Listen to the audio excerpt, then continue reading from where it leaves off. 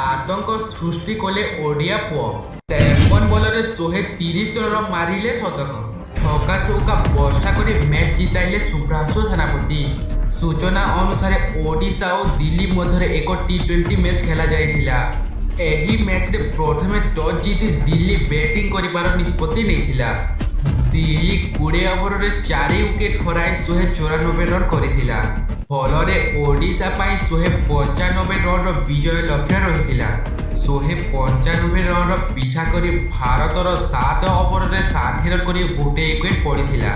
ଏହାପରେ ବ୍ୟାଟିଂ କରିବାକୁ ଆସିଥିଲେ ଶୁଭ୍ରାଂଶୁ ସେନାପତି।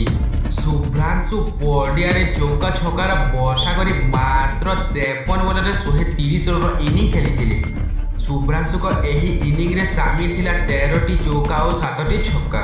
ଓଡ଼ିଆ ପୁଅର ଏ ବ୍ୟାଟିଂ ଦେଖି ସାରା ଦେଶରେ ଆତଙ୍କ ସୃଷ୍ଟି। ଏମିତି ସେ ଆଗକୁ ବଢ଼ିଲେ ଟିମ୍ ଇଣ୍ଡିଆରେ ସ୍ଥାନ ପାଇପାରିବେ।